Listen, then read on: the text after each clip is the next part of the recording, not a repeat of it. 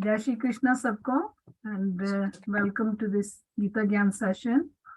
हमारी गीता जी 18 अध्याय हम पूरे कर चुके हैं और लास्ट वीक हमारा स्पेशल सेशन भी हो चुका है। और अब हमने जैसे सभी ने डिसाइड किया कि हम थोड़ा कुछ टॉपिक लेके आगे बढ़ेंगे महाराज जी की गाइडेंस के साथ साथ। तो दूसरा अध्याय उन्होंने कहा कि लो, और उसमें से हमने चूज किया है कि भाई दे और दे ही, बॉडी एंड सोल का क्या कॉम्बिनेशन है, क्या उसके हम और उसको कैसे समझ पाए।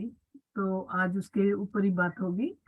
और हमारे इंदिरा जी और मंजू जी इसके ऊपर ज्यादा करेंगे। सुरेश जी, अगर आपको टाइम लगा, आपने किया है कुछ इसके ऊपर, तो आप भी बोल सकते हैं।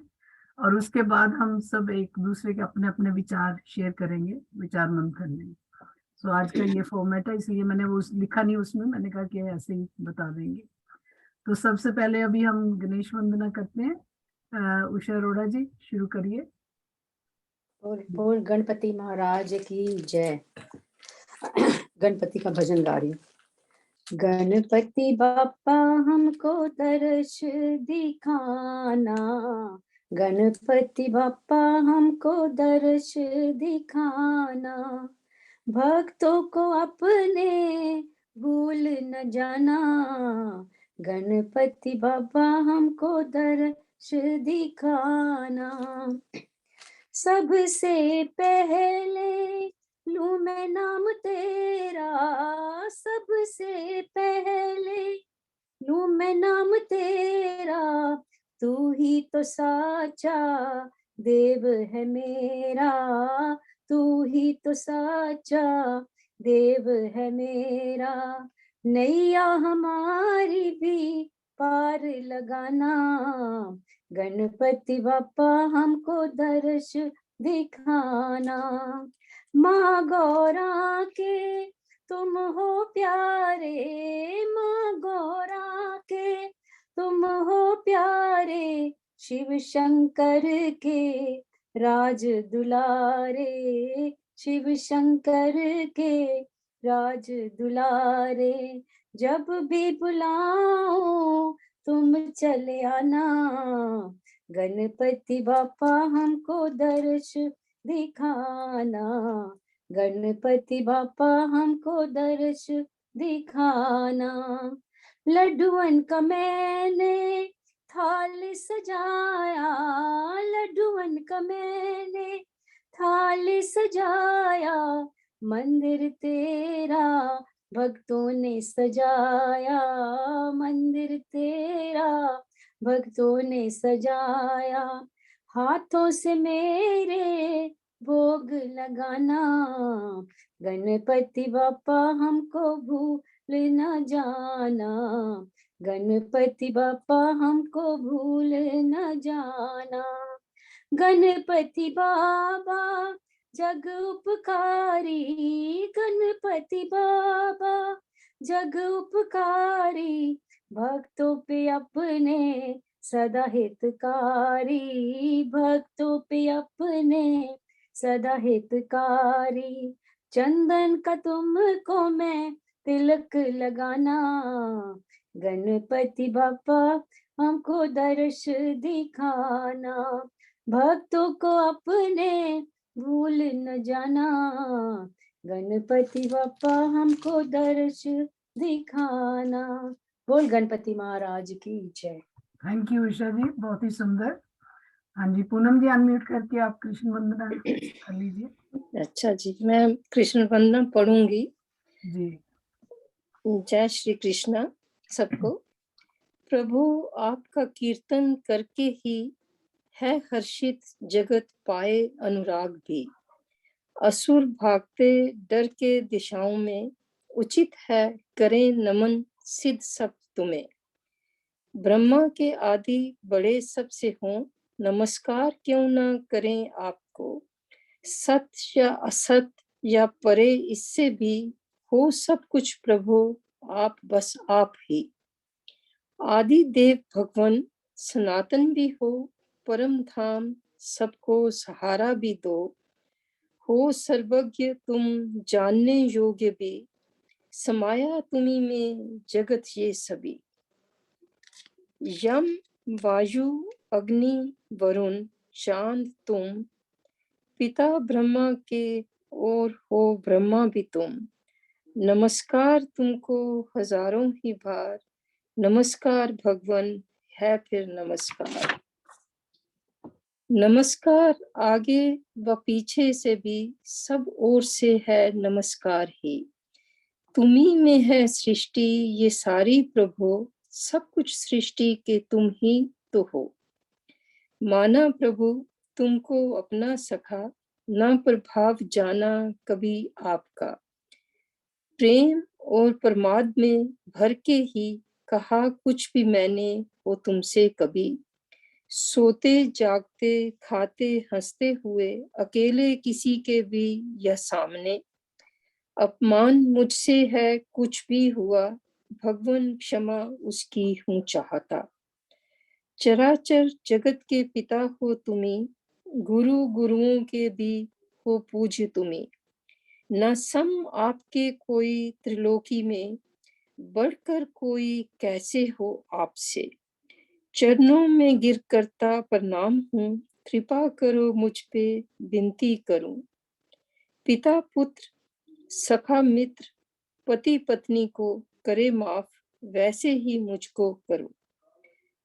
हर्षित हूँ मन भय से है कांपता, कभी देखा न रूप ये आपका। मुझे रूप पहला ही दिखलाइए, हे देवेश प्रसन्न हो जाइए। जय श्री कृष्ण। थैंक यू पूनम जी, बहुत ही सुंदर स्तुति। तो जय श्री कृष्णा सबको। जय श्री कृष्णा सुरेश जी और सॉरी लेट ज्वाइन करा थोड़ा। कृष्णा और जो भी अभी बाद में ज्वाइन किया। हाँ जी मंजू जी, आप शुरू करेंगे या हमारे इंदिरा जी करेंगे? पहले अनम्यूट कर लीजिए। हाँ जी ओके सबसे पहले आज सबको हम जिस मंजी आप कर रही हैं? हाँ जी मेरी पहले तो- मंजू नहीं पहले तू शुरू कर, तू करना चाहे तो शुरू कर। नहीं पहले आप में नहीं, आप नहीं अच्छा, नमस्कार सबको। नमस्कार। आप एक सेकंड के लिए गई थी। तो आज हम जिस देह और देही शब्द पर विचार करने जा रहे हैं, ये बहुत साधारण विषय नहीं, एक गहन विषय है। अगर हम इसे समझ ले तो आसान, और ना समझे तो बहुत कठिन। अगर किसी भी वस्तु विशेष में श्रद्धा और विश्वास रखें तो वो आसान, अगर विश्वास और श्रद्धा ना हो तो वो कठिन।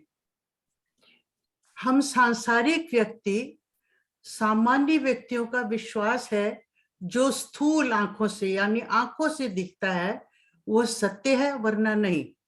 इसलिए देह यानी शरीर सत्य है क्योंकि हम उसे देख पाते हैं, और देही यानी आत्मा का आभास बहुत कठिन है क्योंकि उसे हम अपनी स्थूल आंखों से नहीं देख पाते, उसका केवल अनुभव किया जा सकता है। हमने गीता में देह और देही का विवरण कई तरीके से पढ़ा है। हमारे महर्षियों ने अनेक शास्त्रों में देह और देही का विवरण किया है, और उपनिषदों में इसका विवरण है।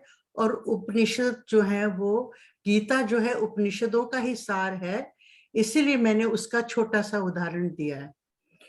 अब हमें इधर उधर भटकने की आवश्यकता नहीं है। मैंने छोटे से उदाहरण के रूप में उस उपनिषदों की इसलिए बात की है क्योंकि गीता का संबंध उपदेशों से, गीता का संबंध उपनिषदों के साथ बहुत है। मैं इसलिए थोड़ा ज्यादा बोल रही हूँ क्योंकि हमने इस अध्याय की समरी नहीं की थी। ये एक तरह से देह और देही की समरी हो जाएगी। आज हम श्रीमद् भगवत गीता के आधार पर देह और देही पर चर्चा करेंगे। सबसे पहला जो अध्याय था उसमें गुरुजनों का सब वर्णन किया गया था, और वो शोक अर्जुन का शोक था। उसके बाद जब श्री कृष्ण ने अर्जुन को विषाद में देखा तो ये विषाद, केवल ये जो दुख है ना ये अर्जुन का, ये हमें समझना चाहिए। ये दुख या ये विषाद सिर्फ अर्जुन की समस्या नहीं है, ये हर व्यक्ति की समस्या है, क्योंकि वो युद्ध में खड़ा, उसके सामने उसके गुरुजन, उसके रिश्तेदार वगैरह सब हैं। तो हम भी, हमारे लिए भी बहुत मुश्किल है, प्रियजनों की हत्या करना कौन चाहेगा। तो श्री कृष्ण ने अर्जुन के मोह को और उसके विषाद को 3 प्रकार से दूर करने का प्रयत्न किया। इसको संक्षेप में समझना काफी आवश्यक है। इसको संक्षेप में बताऊंगी और इसका इससे प्रसंग भी मिलता है। इंदु जी, नेक्स्ट हो सकता है हम स्वधर्म की बात करें। तो अर्जुन को श्री कृष्ण ने 3 ढंग से समझाने की कोशिश की। सांख्य दृष्टि से, जो कि अब दूसरा अध्याय है, स्वधर्म की दृष्टि से और कर्म की दृष्टि से। आज हम केवल पहले भाग सांख्य दृष्टि के अनुसार चर्चा करेंगे। सिर्फ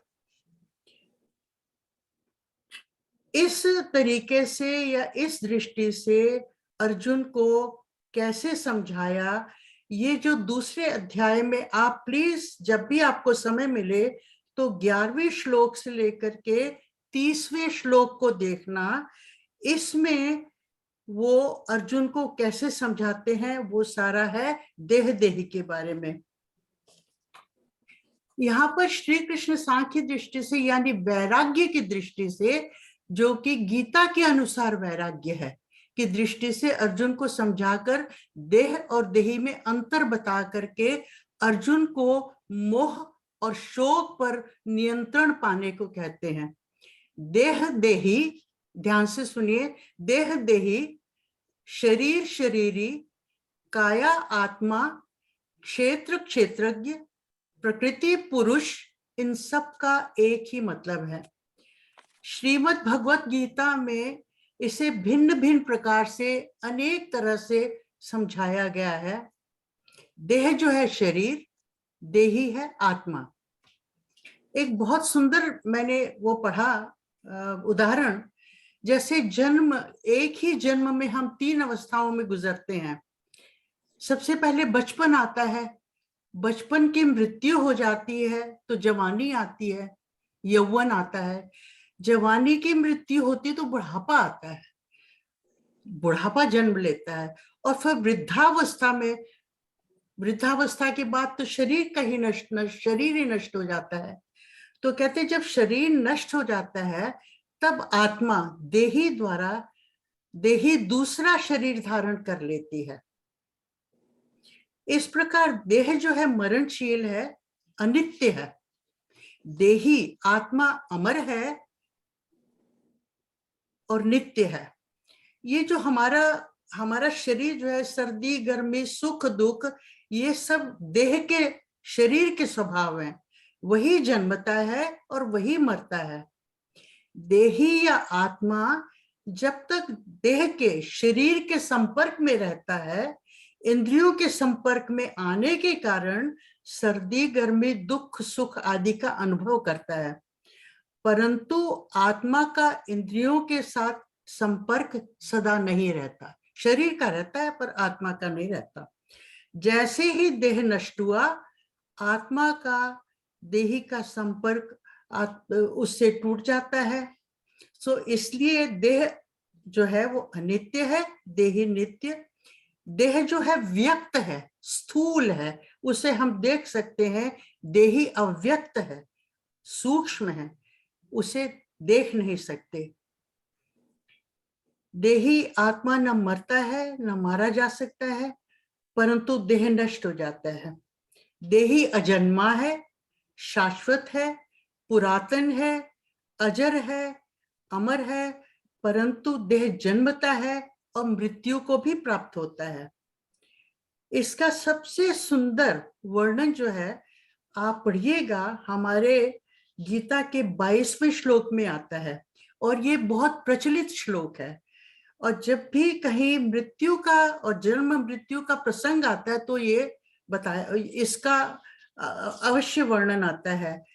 12वां श्लोक है, वासांसि जीर्णानि यथा विहाय नवानि गृह्णाति नरोपराणि तथा शरीराणि विहाय जीर्णानि संयाति नवाति देहि। यानी वासांसि जीर्णानि, अर्थात जैसे मनुष्य फटे पुराने वस्त्रों को छोड़ करके नए वस्त्र पहन लेता है, वैसे ही देही जीवात्मा पुराने जीर्ण शीर्ण शरीरों को छोड़ करके नए शरीर को प्राप्त करता है। जो जन्मा है उसकी मृत्यु निश्चित है, वो तो देह है। जो अजन्मा है, कभी नहीं मरता, वो है देही, वो है आत्मा। आत्मा को न तो शस्त्र छेद सकता है, न अग्नि जला सकती है, न पानी गला सकता है, न वायु सुखा सकती है। वह नित्य है और सबके अंदर स्थित है। छोटा सा 2 लाइनें गा के बताती हूँ। ये भजन आप सुनते होंगे, हम रोज सुनते हैं ऐसी चीजें, पर जब गीता पढ़ ली तो इस पे ध्यान जाता है। जिसे शास्त्र काटे न अग्नि जलाए, गलाए न पानी, न मृत्यु मिटाए, वही आत्मा सच्चिदानंद में हूँ। अमर आत्मा है मरणशील काया, सभी प्राणियों के जो भीतर समाया, वही आत्मा सच्चिदानंद में हूँ। इसमें सारा कुछ कह दिया। मरणशील काया है, वही आत्मा सच्चिदानंद में हूँ, सच्चित आनंद। अंत में अगर आत्मा को हम सूक्ष्म दृष्टि से न देखना चाहें, शरीर की दृष्टि से सोचना चाहें, तो भी इस स्थूल के पीछे एक सूक्ष्म कारण होगा, और वो है आत्मा। उपनिषदों में भी यही कहा है, असली सत्य यानी सृष्टि नहीं है, असली जो सत्य है वो ब्रह्म है, वही आत्मा है। और उसी को जानकर व्यक्ति अमृत प्राप्त करता है, और तब वह आत्मा को प्रत्यक्ष देखता है, जैसे हम सृष्टि को देखते हैं, परंतु वो इन आंखों से नहीं, अपनी सूक्ष्म आंखों से अनुभव करके, अपने ज्ञान से अनुभव करके। एक छोटा सा उदाहरण देके समाप्त करूंगी। जब मैं छोटी थी, 15-16 साल, पता नहीं 14-15 साल की, तो हमारी एक बहुत विदुषी टीचर थी मुझे, शीला बहन जी। वो जब भी बताती आत्मा वगैरह, मैं खूब प्रश्न करती। तो एक बार उन्होंने मुझसे कहा, बहुत प्रश्न करती हो, किसी किसी चीज पर अंधविश्वास भी कर लिया करो। तो वही आज आपसे यही प्रार्थना है, और मुझ अपने आप को भी मैं यही कहती हूँ कि अगर हमें आत्मा नजर नहीं आता, हमारे महर्षियों ने इस पर कितना शोध किया और हमारे सामने उसको रखने का प्रयत्न किया, अगर हमें नजर नहीं आता तो हम अंधविश्वास ही करके उस पर विश्वास करें। अब मैं इतना ही कह सकती हूँ, इससे ज्यादा देह के बारे में नहीं कह सकती। Thank you very much. Thank you Indira ji, बहुत ही सुंदर आपने एक्सप्लेन किया। अब हम आगे मंजू जी से सुनते हैं। नहीं, हिंदा ने इतना अच्छा कर दिया कि अब कुछ बहुत करने वाली। अरे नहीं मंजी, आगे आप वो बताइए ना। आगे अभी तो हमने सबके विचार सुनने हैं, तो कोई बात नहीं, आप अपने बताइए। आप इस पे गीता का यदि हम विश्लेषण करते हैं तो उसमें थोड़ा कैमरा ठीक करिए, आपकी फुल पिक्चर नहीं आ रही मंजू जी। हाँ ठीक है, हाँ ऐसे ठीक है। चलिए थोड़ा पीछे होके बैठती हूँ। हाँ जी। तो गीता का विश्लेषण करें तो उसमें हमें उसका हम 2 प्रकार से कर सकते हैं, सैद्धांतिक और व्यवहारिक। सैद्धांतिक मतलब सिद्धांत के रूप में श्री कृष्ण क्या कहना चाहते हैं, क्या संदेश देना चाहते हैं। तो उस पर यदि हम चर्चा करेंगे तो कंफ्यूज हो जाएंगे, क्योंकि उस समय जो कुछ चल रहा था समाज के अंदर, कहीं मूर्ति पूजा, कहीं निराकार की पूजा, कहीं अहम ब्रह्मास्मि और कहीं ईश्वर, जीव और प्रकृति यानी एक ईश्वरवाद, द्वैतवाद, त्रैतवाद, बहुत तरह की चीजें चल रही थी। तो इसी कारण से हमें गीता के हमने पूरे 18 अध्याय पढ़ लिए, बहुत दफा हमें विरोधाभासी बातें भी दिखाई देती हैं। लेकिन इस कृष्ण का मुख्य लक्ष्य क्या था? ऐसा लगता है मेरे विचार में और कई विद्वानों को पढ़ने के बाद कि गीता का मुख्य जो विषय है, प्रतिपाद्य विषय जो है, वो जीवन की व्यवहारिक समस्याओं को दूर करना। मनुष्य जीवन किस प्रकार से व्यतीत करे, क्या कर्तव्य है और क्या अकर्तव्य है, क्या उचित है क्या अनुचित है, कैसे हम सांसारिक कष्टों से मुक्त हो सकते हैं, ये बताना श्री कृष्ण का लक्ष्य था। इसी कारण से जब कल्पना कीजिए कि महाभारत के युद्ध से पहले युद्ध प्रारंभ होने वाला है और दुर्योधन ने पांडवों के वीरों का और अपने वीरों का वर्णन भी कर दिया, सबके शंख भी बज गए और अर्जुन बड़े उत्साह में आए हैं श्री कृष्ण के साथ। लेकिन आते आते जब वो देखते हैं,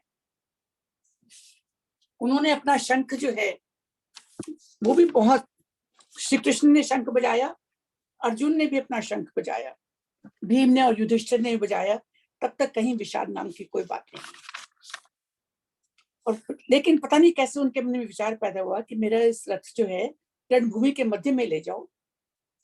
और वहां आते ही जैसे ही उन्होंने अपने संबंधियों को देखा, वो विषादग्रस्त हो गए, हाथ कांपने लगे, शरीर पसीने से लथपथ हो गया, गांडीव गिर गया और उन्होंने कहा मैं तो युद्ध नहीं करूंगा। वो सब बातें आप पहले अध्याय में बहुत अच्छे विस्तार से पढ़ चुके हैं। अब क्या था, बहुत सारे उन्होंने तर्क भी दे दिए अर्जुन ने वहां पर कि नहीं, मेरे भाई बंधुओं की मृत्यु हो जाएगी, स्त्रियां विधवा हो जाएंगी, वर्ण संकरता पैदा हो जाएगी, हमारा राष्ट्र जो है धर्म भ्रष्ट हो जाएगा, आदि आदि। लेकिन श्री कृष्ण का लक्ष्य था उनको वास्तविकता से अवगत कराना। तो इसीलिए उन्होंने ये उपदेश दिया। ये मात्र अर्जुन के लिए नहीं था, जैसे अभिनंदा ने कहा, ये पूरी सृष्टि के लिए था, पूरी मानव जाति के लिए था। और जैसे इसमें अभी अभिनंदा ने कहा कि सांख्य दृष्टि, स्वधर्म दृष्टि और योग दृष्टि, ये तीनों विचार जो हैं हमें इसमें दिखाई देंगे। तो पहले 11 से 30वें श्लोक तो जो है सांख्य दृष्टि है। सांख्य को सांख्य दर्शन से ना लें, सांख्य का मतलब ज्ञान की दृष्टि, इसमें ज्ञान की दृष्टि को बताया गया। इस अनुसार क्या है, मैं, तू और वो, इसमें बटा हुआ है। साइंस में कहते हैं मैं ये करूंगा, तू वो कर रहा है, वो क्या कर रहा है, इसी में फंसे रहते हैं। तो श्री कृष्ण ने बताया कि ये तो चलता ही रहेगा, लेकिन मैं, तू और वो, हम तीनों बार बार आएंगे और बार बार जाएंगे, ये आना जाना तो लगा रहेगा। इसलिए इसके बारे में चिंता करने की आवश्यकता नहीं है, क्योंकि जो आया है वो जाएगा। अब उन्होंने, जैसे अभी हुआ कि शैशव, यौवन और वृद्धावस्था, तीनों अवस्थाएं जैसे आती हैं, उसी प्रकार से देहांतर की प्राप्ति भी होती है। एक चीज और उन्होंने कह दी कि सुख दुख जो है ये इंद्रियों का धर्म है। सर्दी गर्मी हमारी आत्मा को ठंड नहीं लगती, आत्मा के लिए एसी की आवश्यकता नहीं है, पंखे की आवश्यकता नहीं है, हीटर की आवश्यकता नहीं है। ये हमारी इंद्रियों के धर्म है, वो अनुभव करते हैं, उनमें दर्द होता है। कभी हमने कहा है कि मेरी आत्मा में झुर्रियां पड़ गई, मेरी आत्मा बूढ़ी हो गई? कभी भी नहीं कहते हम, कितने ही बूढ़े क्यों ना हो जाएं, हमने कभी नहीं कहा। हमें कहते हैं अब ये क्या है, ये शरीर तो बूढ़ा हो गया है। कभी नहीं कहा हमने ये आत्मा बूढ़ी हो गई है। यही अपने आप में प्रमाण है कि आत्मा ना पैदा होती है ना बूढ़ी होती है, क्योंकि जिस चीज का विकास होगा उसका विनाश होगा। आप चाहे पौधे को ले लीजिए, चाहे किसी मनुष्य को ले लीजिए, उसका निरंतर विकास होता है, विकास होगा, चरम विकास हो जाएगा और फिर वो विनाश की ओर चल पड़ेगा। ये शरीर का धर्म है, क्योंकि वो विकसित होता है इसलिए वो विनष्ट होता है। लेकिन आत्मा जो है वो वैसी की वैसी रहती है। मनुष्य बच्चा हो तब भी उसमें वही आत्मा है, और वृद्धावस्था हो तब भी वही आत्मा है। तभी हम कभी कभी कह दिया करते हैं कि वो बड़ी शुद्ध आत्मा वाला था। तो इसलिए क्योंकि उसका विकास नहीं होता, जब उसने जन्म ही नहीं लिया तो विकास कहाँ से होगा। इसलिए वो आत्मा जो है वो हमेशा से नित्य है। वासंस जीर्णानि में एक बात मैं और जोड़ना चाहूंगी। जरूरी नहीं कि कपड़ा फट जाए तभी उसको हम छोड़ते हैं, जरूरी नहीं कि बूढ़े होने पे ही हमारी मृत्यु होगी। कभी कभी असमय में भी मृत्यु हो जाती है। स्वयं अभिमन्यु इसका उदाहरण था, मात्र 16 वर्ष की आयु पाई। जीर्ण का अर्थ क्या है? जब वो आत्मा जिसने इस शरीर को धारण किया था, उस शरीर के कर्म समाप्त हो गए, तो अब उसकी आवश्यकता नहीं है, वो उसको छोड़ना पड़ेगा। जैसे हमारे बचपन के कपड़े जो होते हैं, जैसे से बड़े होते हैं, जो 6 महीने का कपड़ा था वो 1 साल के बच्चे को पूरा नहीं था, उसको छोड़ना पड़ता है। या हम बहुत दफा साइज हमारा बदल गया, हमें कपड़े छोड़ने पड़ते हैं। इसी प्रकार से जब हमारे देह के कर्म समाप्त हो जाते हैं तो फिर वो देह जीर्ण हो जाता है, उसकी आवश्यकता नहीं होती। इसी कारण से हमें असामयिक मृत्युएं भी दिखाई देती हैं। तो जीर्ण का अर्थ है कर्मों के फल को भोगने का अंत। जब वो अंत हो गया तो फिर वो शरीर जो है वो जीर्ण हो गया। इसके साथ साथ एक चीज और कि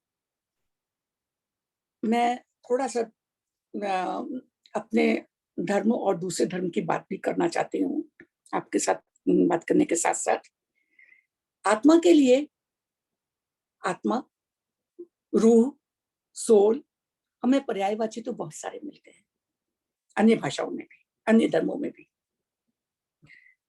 लेकिन क्योंकि भारतीय दर्शन पुनर्जन्म के सिद्धांत पर ही आधारित है, ये वो उसका मुख्य स्तंभ है, मुख्य आधार है, इसलिए हम ये मान के चलते हैं पुनर्जन्म है तो फिर संचित कर्म, किए जाने वाले कर्म, उनका फल तो भोगना ही पड़ेगा।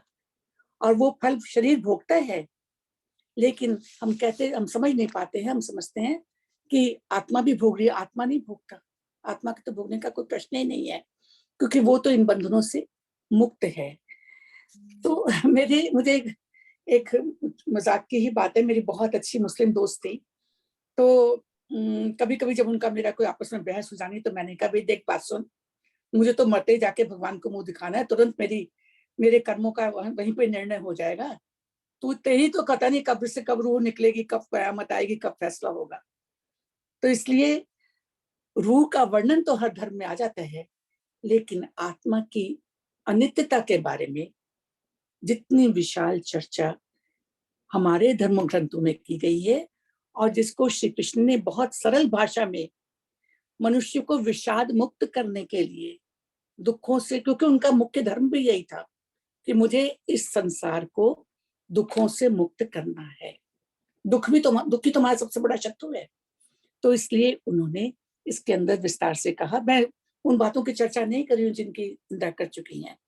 तो इसलिए मनुष्य किस प्रकार से ऐसे विषाद से मुक्त हो, ये सारी उन्होंने भूमिका बना करके अपने मुख्य लक्ष्य निष्काम कर्म के सिद्धांत की स्थापना की है।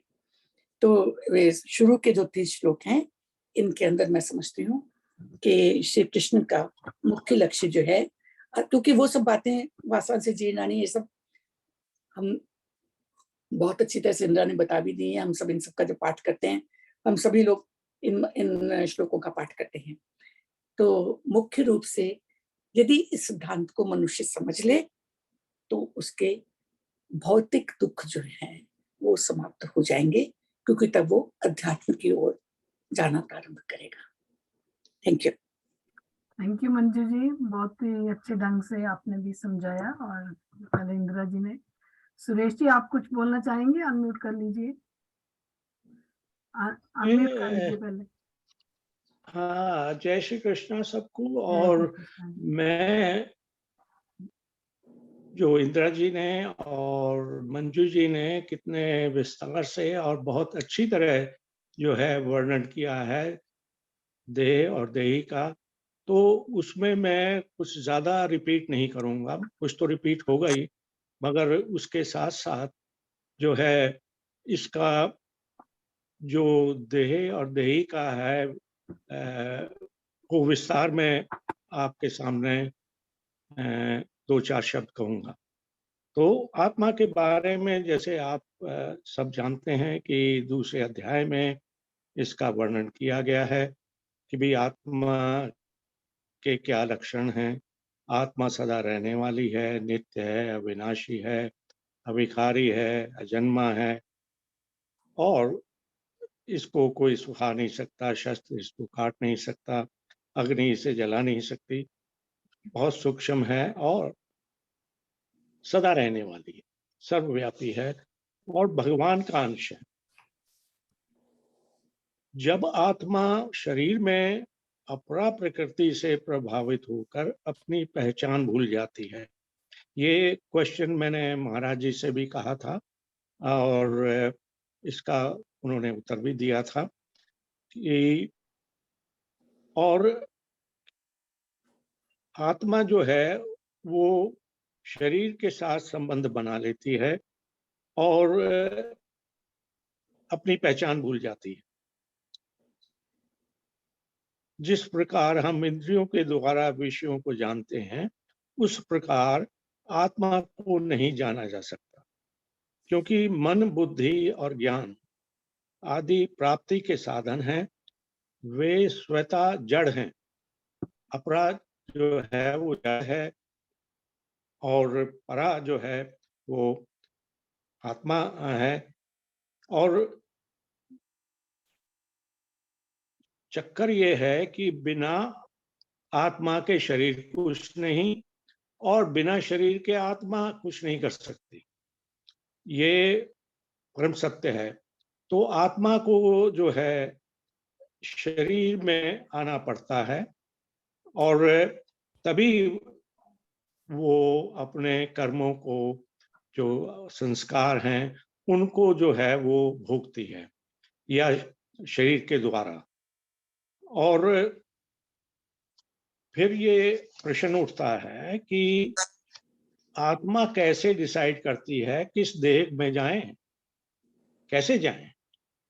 अगर इतने सारी आत्माएं हैं और इतने सारे प्राणी हैं, शरीर हैं, तो किस देह में, क्योंकि 84 लाख योनियों का वर्णन हमारे यहाँ किया गया है कि 84 लाख योनि के बाद जो है मनुष्य का शरीर मिलता है। तो मगर आत्मा तो सब में है, पशुओं में भी है, पक्षियों में भी है। तो इसका निर्णय कैसे लिया जाए? अब ये निर्भर करता है कि जब मनुष्य के या आत्मा जो उसके साथ है, उसके साथ जो संस्कार लिए गए हैं, वो किस शरीर में जाके उन संस्कारों को वो भोग सकती है। तो आप ये देखेंगे कि इसका निर्णय जो है कि भाई किस तरह आत्मा और शरीर का मिलन होना ही भगवान ने बहुत, ये भगवान की माया है। और उसमें जो है, क्योंकि हर एक व्यक्ति का जो है कर्म और भोग डिफरेंट हैं, मगर उनका समन्वय कैसे किया जाए कि भाई जैसे मैं हूं, मेरे कर्म जो हैं, संस्कार जो हैं, और जो पुण्य और पापों को मैंने भोगना है शरीर के द्वारा, वो किस शरीर में ठीक रहेंगे कि जिस जिस तरह से मैं उनको भोग सकूं और कितने समय तक भोग सकूं, क्योंकि शरीर का जो है वो तो बचपन है, जवानी है और बुढ़ापा है, जनरली बहुत शॉर्ट पीरियड है। और क्योंकि हम बिलीव करते हैं री इनकारनेशन में, तो आत्मा के साथ ये इतने हजारों जन्मों के जो पुण्य हैं, पाप हैं, हमारे संस्कार हैं, वो साथ रहते हैं और उनको हमें भोगना होता है। तो हजारों के भोगने के बाद अब इसका ये जो है, मैं एक उदाहरण देना चाहूंगा कि राजा दशरथ और राम को हम विष्णु जी का अवतार मानते हैं, जैसे कृष्ण भी विष्णु जी के अवतार हैं। तो उसमें क्या हुआ कि दशरथ जी जो हैं, जब उन्हें श्रवण कुमार ने के माता पिता ने श्राप दिया कि भी उनको भी ये सहना पड़ेगा, उनकी मृत्यु जो होगी वो बच्चों के वियोग में होगी। तो उस टाइम तक जो है राजा दशरथ के कोई संतान नहीं थी और वो परेशान थे कि भाई संतान नहीं हो रही है। उन्होंने 3 रानियों के साथ शादी भी की। तो बाद में जब उन्होंने श्रवण के माता पिता ने श्राप दिया, तो उनको ये तो हो गया कि भाई मेरे बच्चे तो होंगे जरूर, मगर कब होंगे पता नहीं। और ऐसे ही राजा दशरथ जो हैं, जब रावण के साथ युद्ध कर रहे थे, तो कैकेयी ने उनको 2 बारी उनको बचाया था और उनको जो है 2 वरदान दशरथ जी ने दिए। तो आप ये देखिए कि भूमिका जो है वो बहुत पहले ही बन जाती है, बिफोर आत्मा जो शरीर में आती है। कि ये आप देखिए कि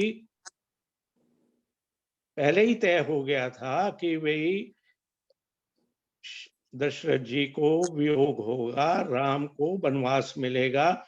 और वो किस कारण मिलेगा कि वो जो 2 वरदान पहले कितने साल पहले दिए थे, तो उसकी भूमिका जो हमारे संस्कार हैं, जो हम और आप भोग रहे हैं, इसकी भूमिका बहुत पहले ही, जब आपका जन्म होता है उससे पहले ही बन जाती है कि आपको किस तरह इस शरीर में, देह में आपको आपके संस्कारों को, पुण्य को और पापों को कैसे भोगना है। तो उसमें भगवान और कृष्ण ने ये बताया कि देह और देही का तो उन्होंने बता दिया कि भाई जो है नश्वर है शरीर, और इसको जो है भोगना है। और किस तरह भोगना है, किस तरह हमें अपने जीवन व्यतीत करना चाहिए कि जो हमारे कर्म हैं, हमारे पाप हैं, पुण्य हैं, कि हमें किस तरह जीवन बिताने के लिए ये हो कि दुख और सुख में हम समान रहें।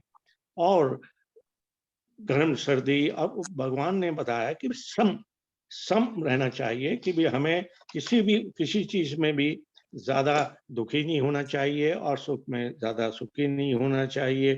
तो उन्होंने ज्ञान, कर्म और भक्ति के द्वारा बताया। और हमने जैसे गीता में कंप्लीट की थी कि लास्ट में भगवान ने ये भी कह दिया कि तू अपने सारे कर्मों को छोड़कर मेरी शरण में आ जा, मैं तेरे सारे पापों को और पुण्य को अब्सॉर्व कर दूंगा, मिटा दूंगा। तो आज का जो विषय है कि आत्मा और परमात्मा शरीर जो है, ये सिर्फ भोगने के लिए, हमारे कर्मों और पुण्य को और पापों को भोगने के लिए हम शरीर और आत्मा आती है। और एक पीरियड है कि भी जन्म जो है निश्चित है और मृत्यु निश्चित है। और इस बीच में उस आत्मा को शरीर के द्वारा, शरीर जो भोगता है उस अपने कर्मों को काटता है। इस तरह मनुष्य का और सभी का जीवन व्यतीत होता है। और जैसे मंजू जी ने कहा, इंदिरा जी ने कहा, बहुत ही बढ़िया उन्होंने एक्सप्लेन किया। मगर एक ये भी विषय था कि भाई मैं बता सकूं कि क्योंकि देह का जो है बहुत इम्पोर्टेंट है, वो इम्पोर्टेंस यूँ है कि उसमें हमें अपने कर्मों और संस्कारों को भोगना पड़ता है, क्योंकि जो जैसे कर्म हम करते हैं उसका तो ज कहते हैं कि भई जो है जैसे करोगे वैसे भरोगे, और तो वो शरीर को भोगना ही है। तो ये है शरीर और आत्मा का वर्णन। बहुत-बहुत धन्यवाद। Thank you. Thank you Suresh ji, thank you. तीनों ने बहुत अच्छी ढंग से समझाया है। तो अभी जो मेरे समझ में थोड़ा बहुत आया है, ये जो आत्मा है, एक तो परमात्मा है, एक आत्मा है।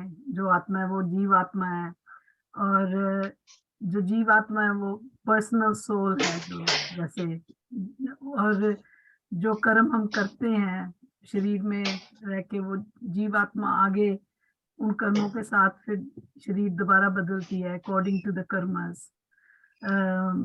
आप लोग ज्यादा जानते हैं, लेकिन जो आत्मा को एक ऐसे रूप में भी हम देख सकते हैं जो शरीर में हम लोग मोस्टली जो होता है दुनियादारी में इतना है मटेरियलिस्टिक वर्ल्ड में कि हम डिफरेंस ही नहीं कर सकते कि आत्मा और शरीर का क्या डिफरेंस है। आइडेंटिटी मिस्टेक आइडेंटिटी के जैसे हो जाता है कि हम समझते हैं जो आत्मा ही है वही शरीर भी एक ही है जी। लेकिन उसमें जो है शरीर अलग है और आत्मा वो अलग है, जीवात्मा जो है वो अलग है। तो फिर इसमें आप ये सोचते हैं कि भी अगर आप शीशे में देख रहे हैं, आप किसको देख रहे हैं? आत्मा को देख रहे हैं कि शरीर को देख रहे हैं? जो जो एक्चुअली है शरीर के पीछे, उसको तो हम देख ही नहीं पाते। और जैसे एक उदाहरण ये भी है कि जैसे कार व्हीकल है, उसमें ड्राइवर, गाड़ी तो सब चीजों की बनी होती है, लेकिन चलती तो तभी है जब ड्राइवर हो। ऐसे ही एक जो देह है वो एक गाड़ी की तरह है, और जो आत्मा है वो एक ड्राइवर है बैठा। उसको हम कॉन्शियस भी कह सकते हैं आत्मा को, जो हमारी कॉन्शियस होती है वो उसके हिसाब वो चलाता है। ये हाथ पैर जो भी है, ये सारे एक व्हीकल्स है, टूल्स है जैसे कि भी बॉडी का। लेकिन असली जो ड्राइवर है वो आत्मा है।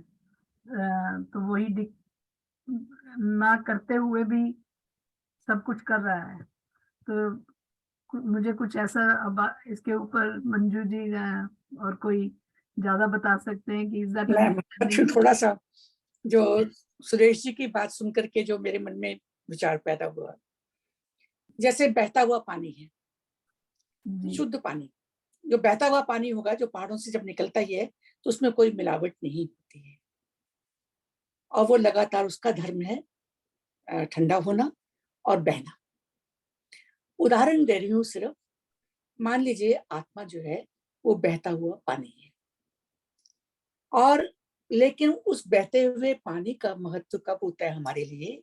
जब उसको चाहे हम अपने हाथों से इकट्ठा करें, चाहे गिलास में, कटोरी में, घड़े में, कैसे भी भर लें, तभी हमारे लिए वो यूजफुल होगा ना, वरना वो तो बहता जाएगा।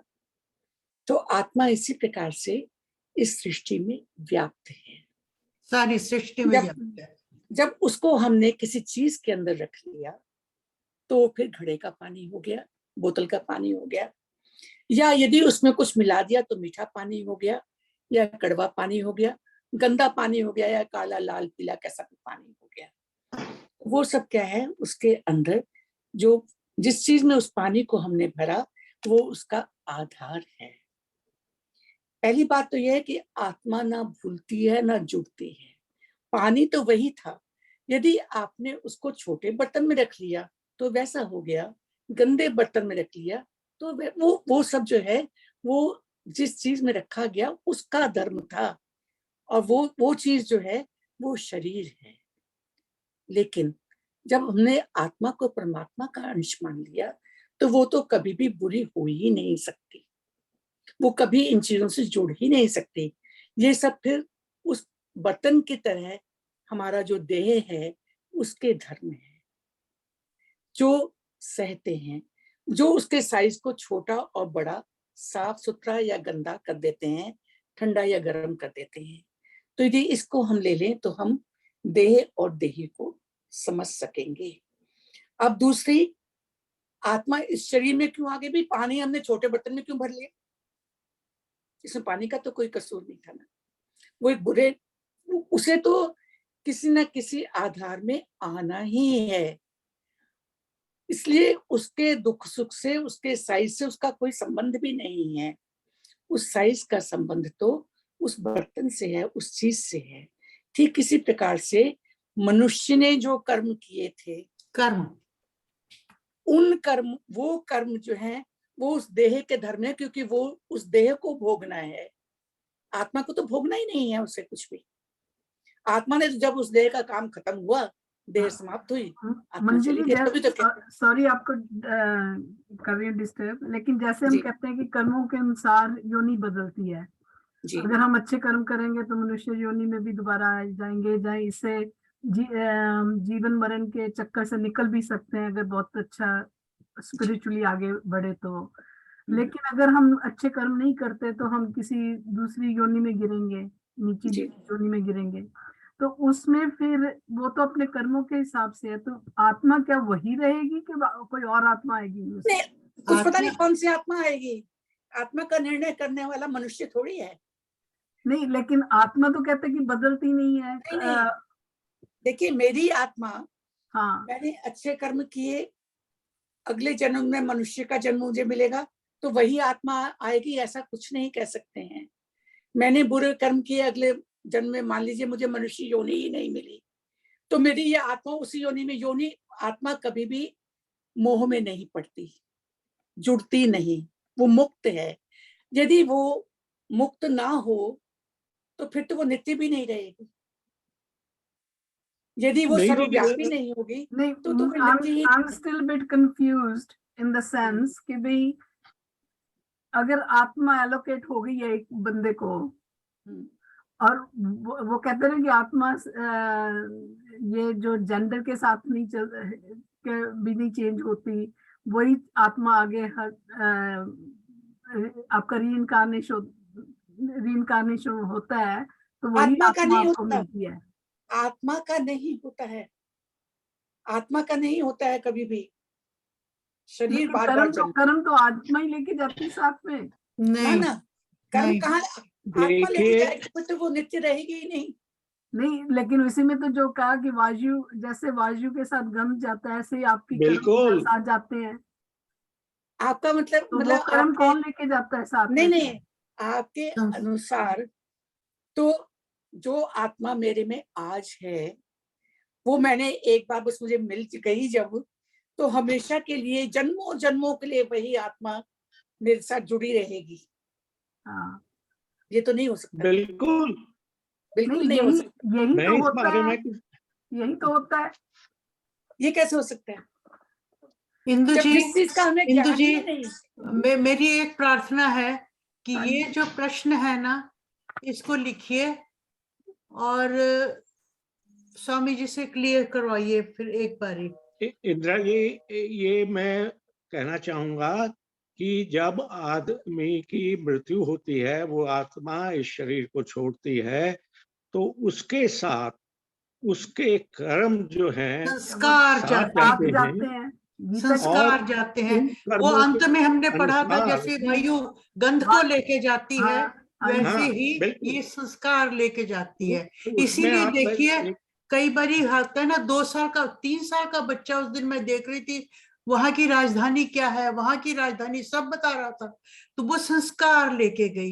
एक बच्चा संस्कार इतना तो इसीलिए, खूबसूरत गाता है, हाँ, उसने कुछ नहीं सीखा, पुराना संस्कार उसके संस्कार थ्रू दिया गया। बिल्कुल। हाँ, इंदिरा लेकिन जी, वो यही तो मैं कह रहा हूँ कि नहीं, जो सारी जो आत्मा जब डिसाइड करती है, मैं उसके बारे में तो नहीं जाऊंगा कि भाई किस तरह आत्मा डिसाइड करती है, मगर जो उसके पाप और पुण्य होते हैं वो किस शरीर में भोगने होंगे, तो शरीर में, उस शरीर में जो आत्मा जन्म लेती है ताकि जो उसके साथ पुण्य और पाप हैं तो शरीर के द्वारा वो शरीर भोगता है, मगर आत्मा, जब तक आत्मा नहीं आएगी तो वो शरीर में कुछ है ही नहीं, वो तो जड़ है।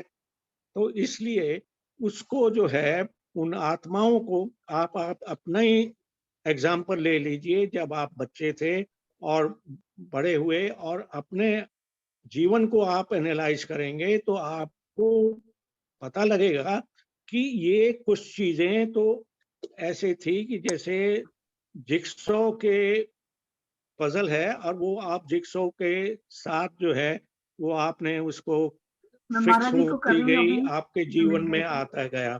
तो इसलिए, और ये भी फिर ठीक जय है श्री कि कृष्णा, महाराज जी एक से बात शरीर कर जो सकते आता है वो फिक्स समय के लिए आता है। तो कुछ हैं? बच्चों के भी मृत्यु होती है, कुछ हाँ जी, मैंने किया था पहले जन्म लेते ही किया मृत्यु था, होती सुरेश है। जी कह रहे थे तो मंच पे भी। उन कर्मों को भोगने हाँ के जी, इंदु जी लिए बात कर रही है, जो महाराज है जी से क्या? जन्म होता हाँ है। जी, वो आज बुधवार का। तो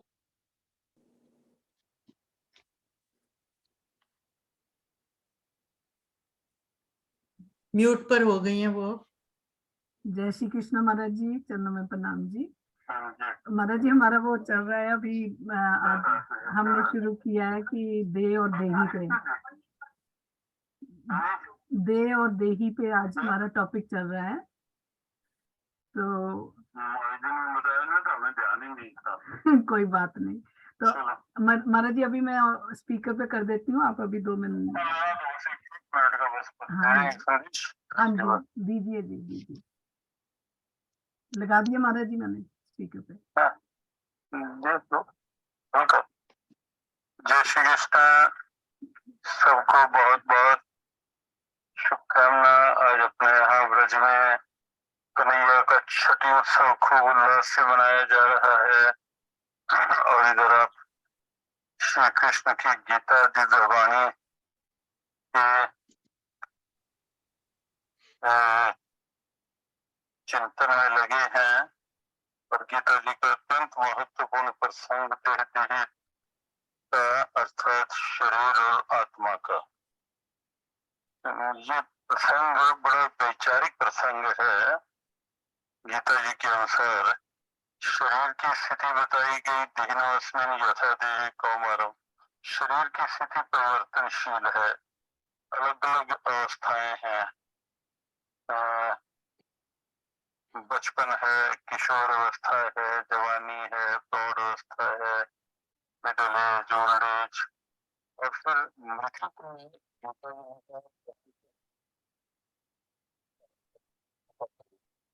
वही होता है जो आपका जब तक जीवन में मुश्किल का चिंतन करते हो नहीं।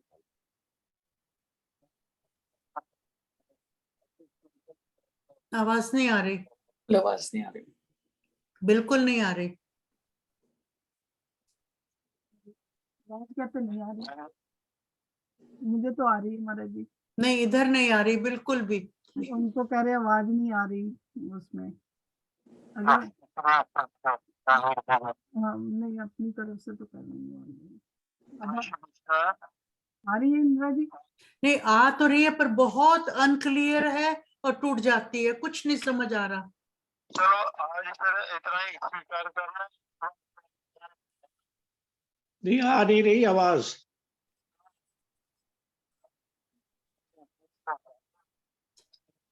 इस विषय को वो हमें क्या रिकॉर्ड करके भेज सकते हैं? अगर आप तो ऑडियो करके अभी 1 मिनट का भेज दें। हाँ वो ठीक रहेगा। बंद हो गया जी, वहां तो बहुत लेट हो रहा है ना, वहां तो अभी 11 बज चुके हैं। तो नेक्स्ट वीक सही। तो कुछ भी नहीं सुना आपको? नहीं, नहीं। कुछ नहीं, नहीं वो जी, जितना सुना वो भी बहुत अनक्लियर नहीं, कुछ भी नहीं सुनाई था। वो सिर्फ सुना था कि भाई बालक और युवा और ओल्ड एज, वही उसके जो बाद बोल तो चुके समझ हैं। नहीं हाँ। आया। ओके, ठीक है, नेक्स्ट वीक पे उनको कहेंगे कि पहले से रिकॉर्ड करके भेज दें, क्योंकि भेज ऐसे दें, पे हाँ, ठीक हाँ। नहीं रहता है ना। अम, रिकॉर्डिंग तो ठीक रहती है। चलो कोई बात नहीं। ये जो है इसका उद्देश्य सिर्फ आज का ये है, देह और देही अलग अलग हैं, जी उनको जी हम मिला नहीं सकते। उसी पर ही सारी, अब ये तो मैंने शुरू में कहा कि बहुत समझो तो विश्वास करो, तो अंधविश्वास करो, नहीं तो ये इतना आसान नहीं, बहुत कठिन विषय है। चलो नहीं, अभी विषय बाकियों के बहुत थोड़ा कठिन पूछते है। हैं। हाँ जी, सॉरी मंजू जी, आप कुछ बोलना चाह रही हैं, बोलिए। हाँ, विषय बहुत कठिन है, इसमें कोई शक नहीं है, लेकिन बुद्धिपूर्वक यदि हम सोचें, यस, कई बार बहुत बहुत ही दुष्ट आत्मा के घर में कोई बहुत ही बड़ा सज्जन पैदा हो जाते हैं, तो तो यदि आत्मा पे एकाधिकार होता है कि यही आत्मा बार बार आएगी, तो वहां पर वो कैसे आ गया? हम कहते हैं अरे इसके घर में ऐसी आत्मा आ उनकी गई। आवाज बंद हो गई है। मेरी आवाज नहीं आ रही अब? मुझे तो आ रही आ है, रही है जी। आ रही है। तो ये हम कई बार कहते हैं अरे उसके यहाँ ऐसी आत्मा कैसे आ गई? इसका मतलब स्पष्ट है कि आत्मा पे एकाधिकार ही नहीं है, एकाधिकार कभी नहीं होता। ऐसे ही किसी सज्जन के अंदर, सज्जन के परिवार के अंदर कोई ऐसी दुष्ट आत्मा, अरे उसके घर में ऐसा कहाँ से आ गया, ये आत्मा कहाँ से आ गई? अरे ये आत्मा तो मेरे दादा की आत्मा जैसी है। हम बार बार अपने घरों में आमतौर पर इस बात का प्रयोग करते हैं। मेरा कहने का अभिप्राय है कि आत्मा पे एक ही शरीर का एकाधिकार नहीं होता है। आत्मा को कोई ना कोई आधार चाहिए, वो दुख सुख पाप से मुक्त है, शरीर सारा भोगने वाला है, आत्मा तो उसमें केवल जीवन का संचार करती है, उसको जीवित रखती है। यही कारण है कि जो ही आत्मा निकलती है, शरीर जो पंच भौतिक शरीर है, उसे हम कहते हैं कि वो पंच तत्वों में मिल गया, मिट्टी हो गया, उसको हम मिट्टी मानते हैं।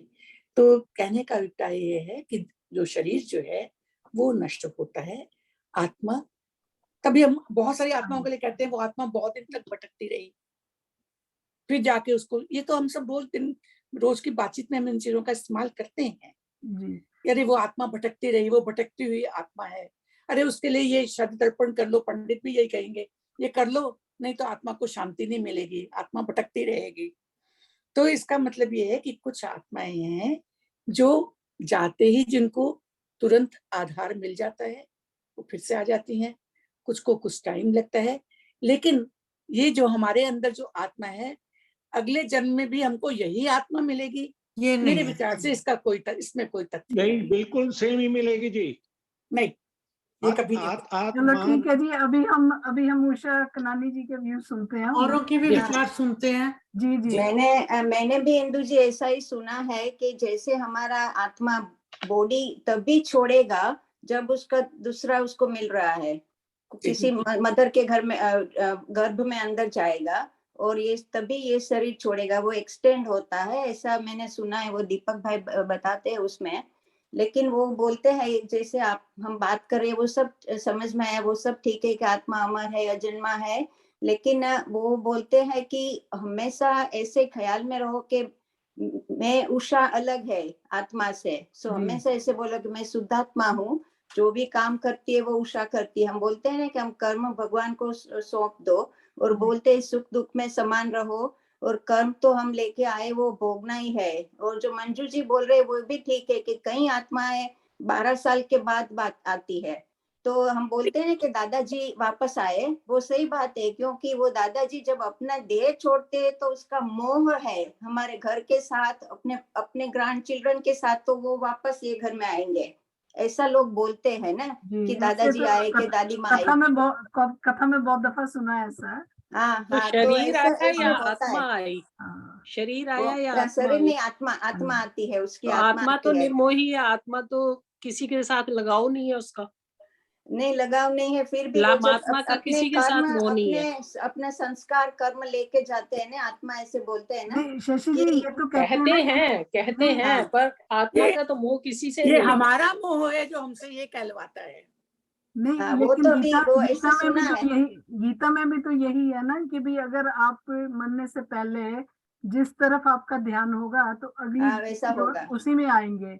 इसीलिए वो कहते हैं कि हर समय भगवान का नाम लो, हाँ, ताकि तो आप इसलिए बोलते भगवान हैं कि के साथ ही जुड़े। कि इस जन्म में मोक्ष के लिए ट्राई करो, क्योंकि हाँ। आपको मोक्ष मिलेगा तो आपको दोबारा आना ही नहीं है। आना नहीं लेकिन कई पड़ेगा, लोग तो वो ऐसे तभी भी मिलेगा बोलते हैं, अगर आपका किसी के साथ मोह नहीं होगा, भगवान हाँ की तरफ तभी ध्यान तभी होगा। हाँ, वो तो बहुत दूर की बात है, मोक्ष मिलना इतना आसान नहीं है। लेकिन बोलते हैं ना कि जैसे कई मुरारी बापू बोलते हैं कि मुझे मोक्ष नहीं चाहिए, मुझे दोबारा आना है और भगवान का नाम और लेना है। तो जी, सबका विचार अलग होता है, अलग अलग होता है, लेकिन इस बिल्कुल। तरह से बात होती है कि आत्मा इस तरह जाती है। शशि जी, ओके, आपके और क्या विचार हैं? मैं तो जी और ज्यादा कंफ्यूज हूँ आज। हमारा एक पर्पस ये भी था कि how can we explain these things to youngsters और the person who is not Hindu, जिसको बिल्कुल हिंदू धर्म का कुछ भी नहीं पता, उसको या अपने यंगस्टर्स को हम कैसे समझाएं ये बात। मैं आपको पहले तो बोलूं मेरे को आप ये समझाइए कि किसी को हम कैसे समझाएं। मेरे को पता है आत्मा, क्योंकि मैं शुरू से सुनती आई हूँ, जितना पता है, जो अंधविश्वास है मेरा, हम सबका है।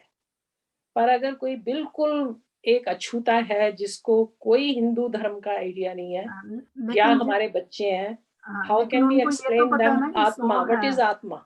नहीं, but they know the soul, आत्मा सोल, या सोल है, ये तो सोल सबको तो पता है। आत्मा का आपने इंग्लिश में ट्रांसलेशन कर दिया। लेकिन मैं बोलती हूँ व्हाट इज शशि, आत्मा? मैं आपको बताऊं शशि जी, आपने अगर उस दिन बुक ली, मैंने एक बुक ली 1 पाउंड की है, और थॉट्स ऑफ ब्लिसफुल लाइफ कैसा कुछ लिखा है, इतनी अच्छी बुक है वो। बच्चों को अगर आप दोगे, उसमें 2-3 सेंटेंस के डिफरेंट थॉट्स लिखे हैं, उसमें बहुत अच्छी तरह महाराज जी ने आपको समझाया है। लगता है कि वो बच्चे समझेंगे?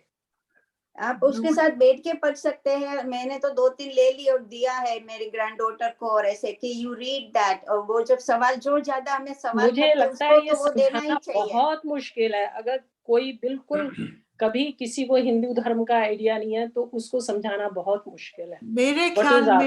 मेरे ख्याल में जब बच्चों की बात होती है, मैं शुरू से सोचती आई हूँ और कहती आई हूँ कि हमें जो गीता के सैद्धांतिक सिद्धांत है ना, उन पर ज्यादा बल देना चाहिए। ये हमारे लिए, क्योंकि हमने ये अध्याय पढ़े हैं, ये देह और देही हमारे लिए, और आज का जो विषय था वो सिर्फ ये कि देह और देही अलग है। तभी कहते तात्विक दृष्टि से सत्य देखा जाए तो आत्मा ही सब कुछ है, परंतु अर्जुन शरीर को सब कुछ मान करके उसी दृष्टि से उनको कष्ट हो रहा है, तो श्री कृष्ण ने उनको उसको समझाने की कोशिश की। और आत्मा के विषय में दीदी वो तो हम सब लोग पढ़ रहे हैं इसको, इस बात को समझ रहे हैं ना, पर आप देखो अभी भी हमारे में कितना कंफ्यूजन हो गया इसी टॉपिक को लेकर। तभी मैंने सबसे पहले जो शब्द तो सारा जो है ना, ये सारा चलता है अंधविश्वास पे। जिस चीज पे हम विश्वास करते हैं उसको हम मानते हैं, but it is very difficult to explain to somebody new. अगर कर सकते हैं तो वो मैं चीज जानना चाहती हूँ, क्योंकि आई वांट टू नो। शुरू में एक सेकंड देखिए, बात ऐसी है कि जब शरीर के साथ जब पूर्ण होता है तो उसके सब कर्म उसकी आत्मा के साथ जाते हैं, और हमारे शास्त्रों में बताया गया है कि जब दोबारा जन्म लेते हैं तो उसके लिए जो आपके कर्म हैं, पाप हैं, पुण्य हैं, उनको कैसे भोगा जाएगा, आप अपने ही जीवन में एनालाइज करके ये देख लीजिए कि जैसे मैंने वो उदाहरण दिए भगवान श्री राम के, दशरथ के, कि ये बच्चा पैदा होने से पहले ही उसकी भूमिका, उसका जो जीवन है, हमारे चीजें जो हैं, जो इस जीवन वो में लिख हम दिया जाता है, भोगेंगे, हमारा सुख भाग्य लिख मिलेगा दिया और जाता है। दुख मिलेगा, ये हमारा वो विश्वास जो है। ये हमारा नहीं तो विश्वास है देखिए तो सुरेश जी, सही, हाउ कैन वी इसमें प्रूव इट? विश्वास की बात नहीं है। आप अपने जीवन को एनालाइज करके देख लीजिए कि जो कहते हैं कि भाग्य और समय से पहले, भाग्य से ज्यादा समय से पहले कोई चीज नहीं मिलती है। मैं आप मानती ये हूँ, देख मैं लीजिए, मानती अगर हूँ। शक्ति, आपकी आपके सवाल का जवाब मैं देती हूँ। जी जी, वही मैं कह रही हूँ, मुझे उपदेश, जवाब इस चीज का, क्योंकि मैं मानती हूँ ये सारी बातें जो आप कह रहे हैं। श्री कृष्ण ने जो ये उपदेश दिया अर्जुन को, अर्जुन बच्चे नहीं है, तो यदि आप छोटे बच्चे को ही बताना शुरू करेंगे तो बेकार है। हाँ बिल्कुल बेकार है। छोटे बिल्कुल बच्चे की बेकार। बात नहीं हो रही, 18-19 साल के 18-19 साल का बच्चा भी जो यंगस्टर्स की बात हो रही है। नहीं, देखिए पहली बात तो वो आपकी बात ध्यान से सुनेगा, उसको पहले आपको लाना पड़ेगा, मेंटली प्रिपेयर करना पड़ेगा सुनने के लिए। आप इंग्लैंड में रहती हैं, मैं भी ज्यादातर अमेरिका में ही रहती हूँ और ऐसे ही बच्चों से ज्यादातर मिलती हूँ। उनके लिए आपको पहले उनको इस लेवल तक लाना पड़ेगा, बड़े छोटे छोटे एग्जाम्पल्स दे करके। सीधे यदि आत्मा की अमरता और देह की नश्वरता की बात करना शुरू करेंगे तो उनके लिए बेकार है वो सब।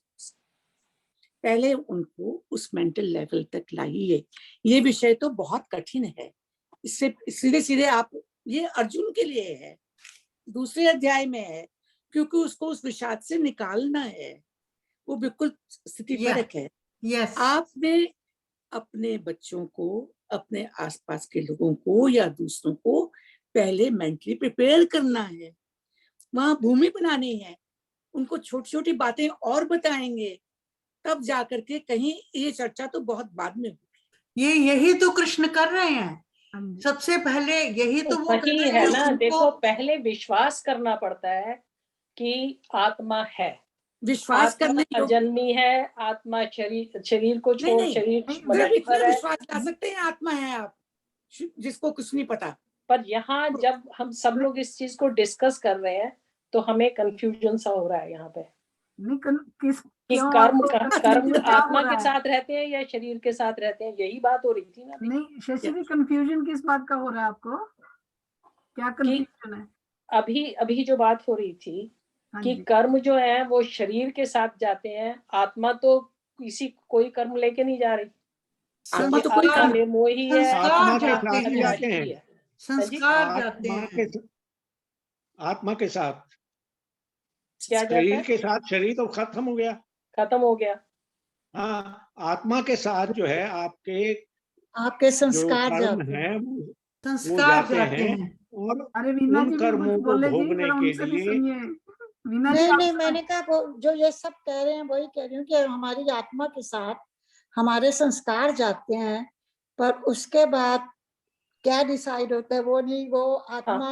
अगर इस चीज पे हम बिलीव करते हैं तब हम इस चीज को मानते हैं कि आत्मा के साथ। अगर हम बिलीव नहीं करते, हिंदू धर्म को नहीं मानते, तो it is very difficult to explain. पर मैं चाहती हूँ कि सीखा जाए कि कैसे एक्सप्लेन। नहीं, मैं बताऊं, आज आप हिंदू धर्म की बात हो रही है। कुछ दिन पहले एक मिनट, अभी जो शशि जी ने कहा कि इसे कैसे माना जाए, इंदिरा जी ने आपको पहले बताया कि वो 3 साल का बच्चा जो इतने श्लोक पढ़ रहा है, और ये सिर्फ इन्होंने नहीं बताया, हमको देखने में भी आता है कि भाई टीवी पे भी आता है, वैसे भी कई जगह देखने में आता है कि छोटे छोटे बच्चे इतना रिसाइट कर लेते हैं। तो वो आप एक्सप्लेन कैसे करेंगी अगर आप इस चीज को नहीं ये एग्जाम्पल नहीं है तो? नहीं, मैं मानती हूँ इस चीज को, पर मैं कह रही हूँ कैसे प्रूव किया जाए इसको, ये कैसे प्रूफ ही तो है ये कि भी नहीं 2 साल के 3 साल के बच्चे इतने नॉलेजेबल कैसे हो गए? It is the rarest of rare. नहीं हाँ, जो रेयर है ना, ऑफ रेयर है तो सही, लेकिन है तो है ना, एग्जाम्पल तो है। क्योंकि वो रेयर है, वो दिख गया, औरों का दिखता नहीं है। ये तो हमारे सामने। घर से एग्जाम्पल लीजिए ना, एक बच्चा जो है अपने आसपास से, एक बच्चा पैदा होते ही अमीर घर में पैदा हुआ सुख सुविधा के साथ, बिल्कुल, दूसरा बच्चा अनवांटेड है या बहुत ही गरीब है, बहुत तकलीफ में है। बच्चे तो दोनों एक ही तरीके से पैदा हुए थे, लेकिन एक पैदा होते ही राजयोग ले रहा है और दूसरा पैदा होते ही कष्ट ले रहा है। क्या अंतर है? क्यों अंतर है? एक से ही पैदा होने पर भी ये कर्मों के भोगी तो हैं। कर्मों के भोग है, पैदा होते ही सुंदर है, एक पैदा होते ही सुंदर है, एक पैदा होते ही उसके सारे अंग ठीक है, एक पैदा होते ही अंधा है। ये सब क्या है? ये कर्मों के भोगी तो हैं जो पहले कर्म लिए उनके कारण से ऐसा ऐसा मिला। हमारे गांधी जी बोलने लगे जी, जरा सुनिए उनसे। गांधी जी बोलिए।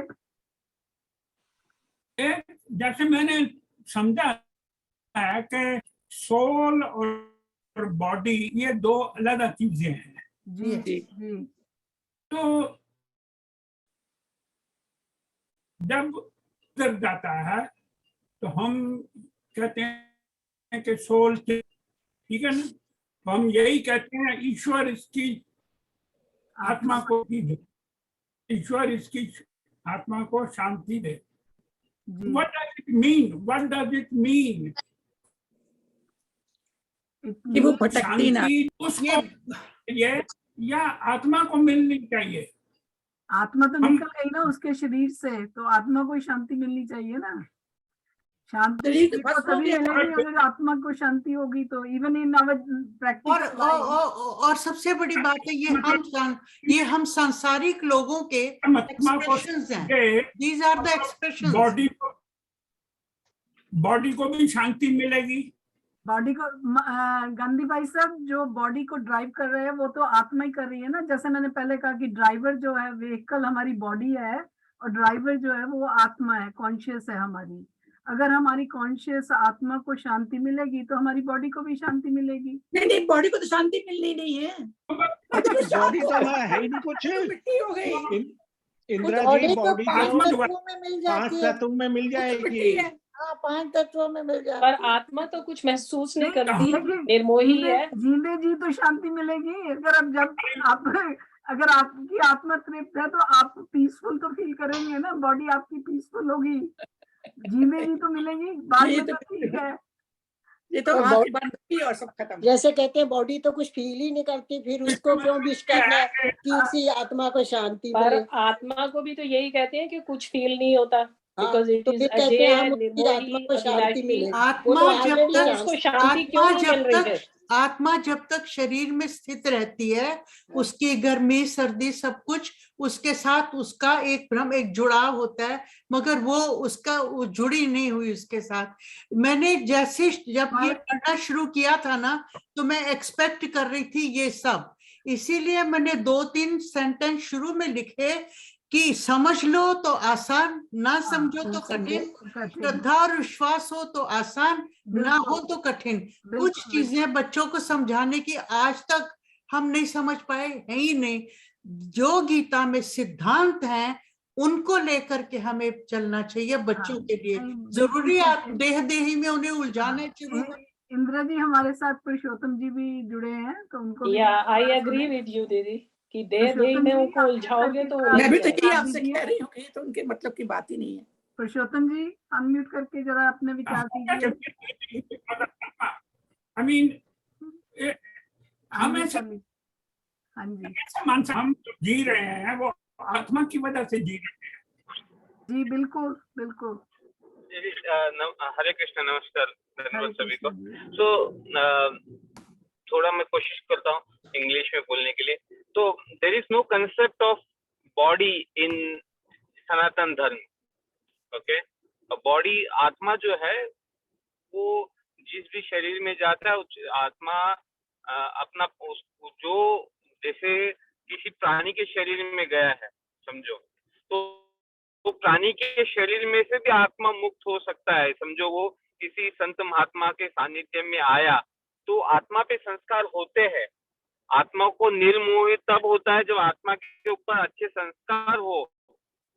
तो अगर आप मोह में रहोगे तो आत्मा उसको कैरी करता है, जो भी आपके संस्कार हुए हैं। There is no concept of body. So body तो आपको आत्मा के कर्म तो भोगते हैं, लेकिन अगर आत्मा जो है, जैसे भगवान कृष्ण गीता में बोलते हैं कि आप सब कुछ मुझ पे छोड़ दो और मैं आपको इस मृत्यु संसार से मैं निकाल दूंगा। मृत्यु संसार से निकाल दूंगा यानी क्या है कि शरीर का मृत्यु होता है तो शरीर में आपको जाने नहीं दूंगा मैं। आप मुझ पे विश्वास रखो। बच्चों को समझाते समय ये बोल सकते हैं कि आप किसी भी शरीर में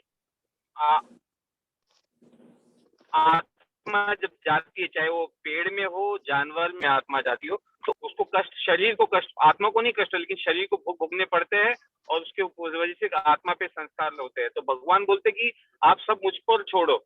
आप चाहे देखो ना, बर्थ जैसे जन्म, मृत्यु, डेथ, जरा यानी ओल्ड एज, और व्याधि यानी disease. So you come in any body, whether it's plant, animal, human, you have to go through these 4 miseries of life.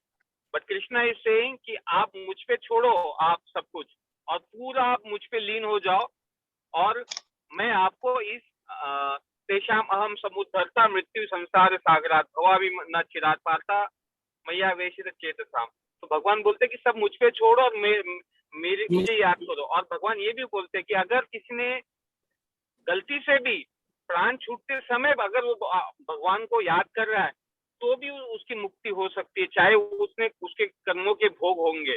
तो इसमें जैसे एक संप्रदाय गौड़ वैष्णव संप्रदाय या वल्लभाचार्य संप्रदाय साउथ में या गौड़ वैष्णव जैसे चैतन्य महाप्रभु है, उनके वो संप्रदाय में क्या कहते हैं कि आप हमेशा सतत जो है वो भगवान का जप करते रहो हमेशा। इसलिए कुछ कुछ जैसे इस्कॉन संस्था है वो लोग बोलते हैं कि आप 16 माला करो, आपको हमेशा आदत पड़नी चाहिए कि आप जप करते रहे और हमेशा आपके मन बुद्धि और चेतना में भगवान का नाम बैकग्राउंड में चलते रहे और हमेशा जप करते रहे। जैसे भगवान के बारे में आप जब शरीर आत्मा जब शरीर छोड़ता है और आप भगवान के बारे में सोचते हैं तो भगवान उसको उस आत्मा के अगर उसके भोग है तो उसके कम भोगने के लिए उसके अच्छे शरीर में भगवान उसको उनको ये करता है जैसे मानव शरीर, और जिसमें हमको अच्छी बुद्धि होती है जिसकी भगवान को भगवान की भक्ति करके अगले जन्म में भी हम मुक्त हो सके। जैसे काफी एग्जाम्पल आया अलग अलग ग्रंथों में वेदों में आए हैं, भागवत में आए हैं कि इंसान जो है पिछले जन्म जैसे इंद्रद्युम्न नाम का एक राजा जो है ना वो उसको कुछ तो ऐसे स्नेह हुआ और वो काफी पहले से भक्त था, तो वो गजेंद्र बन के स्वर्ग के एक नीचे एक प्लानेट है उसमें गजेंद्र बोल के वहां राजा बन के गया और वो परिवार के साथ में वो नहाने गया एक तालाब में।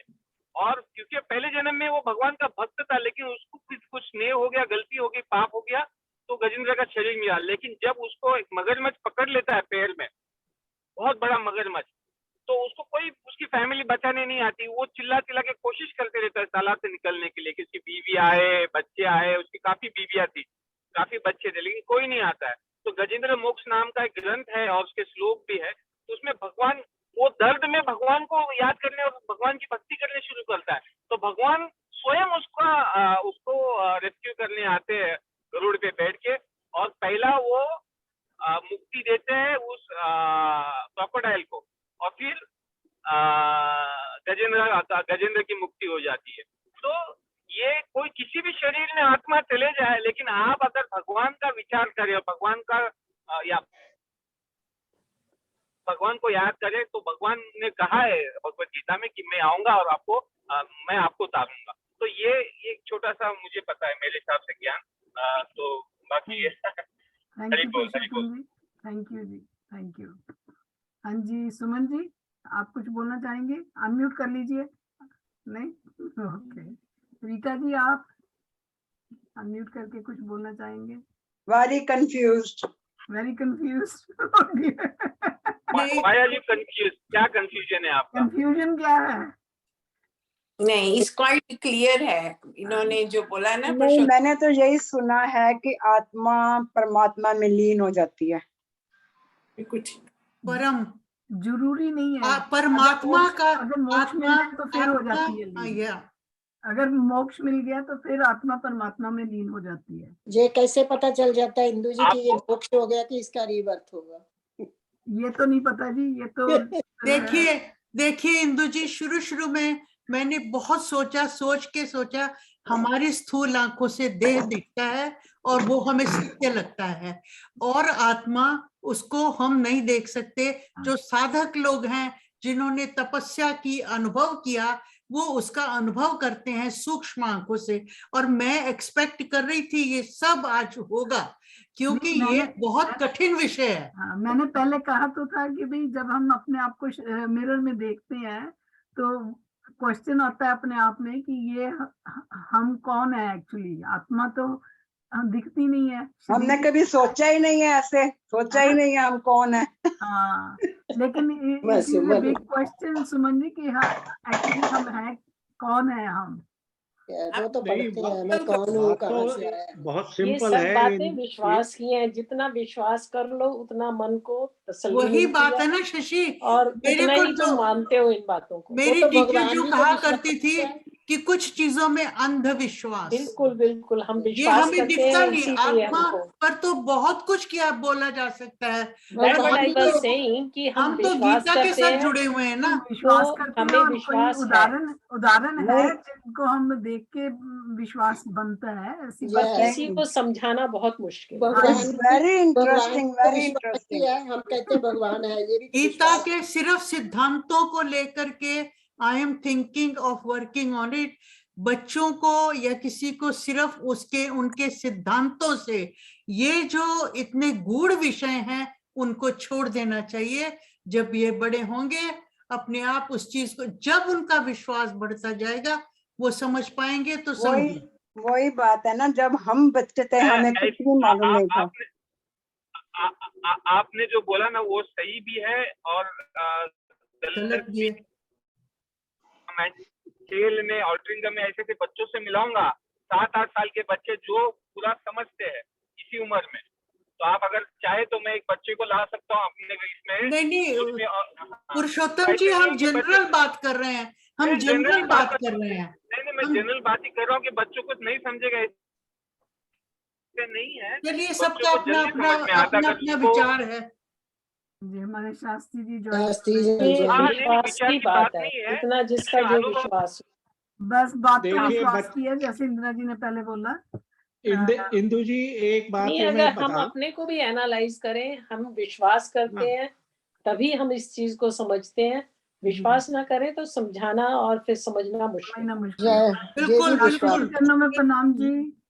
हेलो जी, सभी चलो जी, को राम राम जी। राम राम जी, चरणों में प्रणाम जी।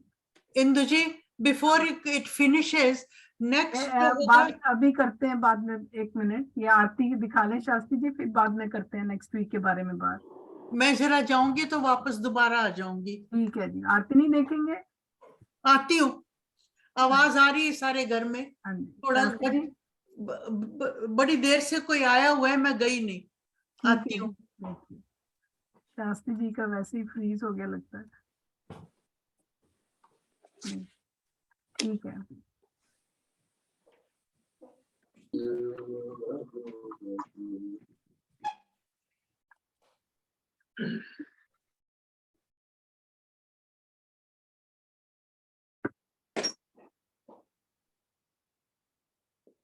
इंदु जी, बात यह है कि बच्चों के जो कहने की बात थी, उनको हम डिग्री के सब्जेक्ट पढ़ा रहे हैं। उनको जो है, अगर बच्चों को किसी नए को पढ़ाना है तो उसको प्राइमरी एजुकेशन पहले देनी पड़ेगी, बेसिक एजुकेशन। जैसे मंजू जी कह रही थी, ठीक है। हाँ, पहले तो आप ये विश्वास नहीं कर करेंगे सकते तब कि भाई उस पे आएगा। देह और देही का जो है वो उसके बारे में ले आएंगे। तो मेरा मत तो यही है कि उनको शुरू से। पर हम क्योंकि बचपन से विश्वास करते आए हैं ना, इसलिए हमारा विश्वास बना हुआ है। पर जो अगर कोई नए धर्म का हो, मैं उसकी बात कर रही थी कि उसको ये समझानी बात बहुत मुश्किल लगती है। हाँ, तो उसको समझाने अगर वो की जरूरत ही समझना नहीं है। चाहेंगे तो फिर मुश्किल नहीं लगेगी, अगर वो समझना चाहेंगे फिर समझ जाएंगे। नहीं, पर पहले अंधविश्वास करना पड़ेगा कई बातों पे, उस चीज को मानना पड़ेगा, देन उसको समझ सकते हैं। आप जो हैं उसको ग्रेजुएशन की किताब पढ़ाएंगे तो बिल्कुल नहीं पढ़ेगा। नहीं पढ़ेगा। जब तक आप प्राइमरी और सेकेंडरी एजुकेशन नहीं देंगे, उसकी भूमिका नहीं बनाएंगे, तो ग्रेजुएशन की किताब कैसे पढ़ लेंगे? बिल्कुल सही बात है, पहले ABCD पढ़ानी पड़ेगी। आरती शुरू करने लगे हैं तो अपने आप को म्यूट कर लीजिए बेशक, बिना मैसेज।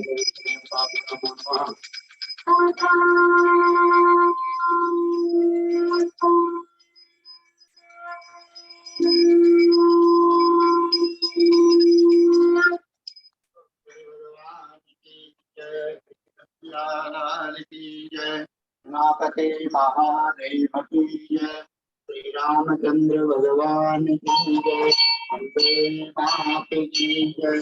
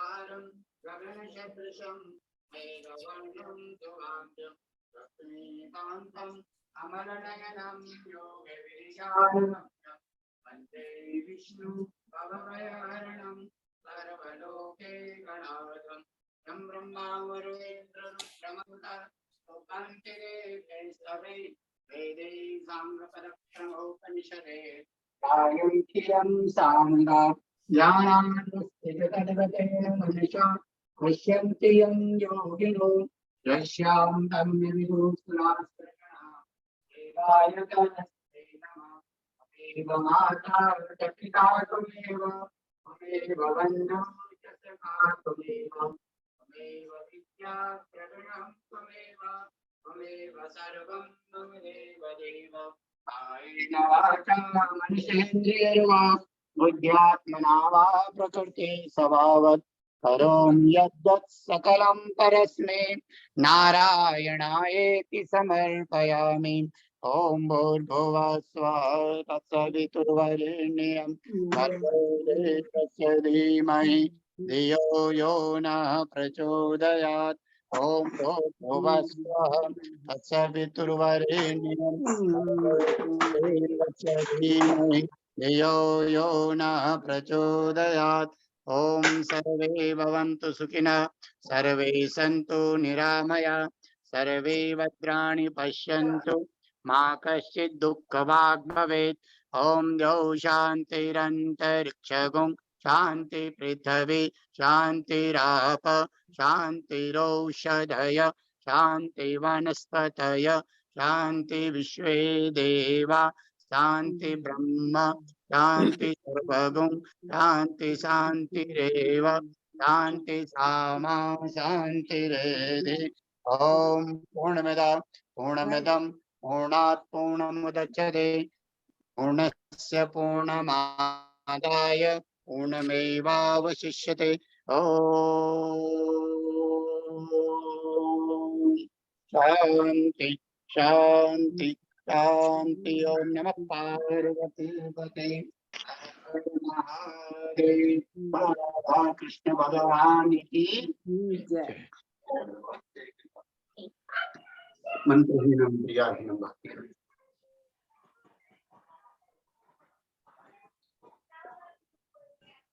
जय श्री कृष्ण।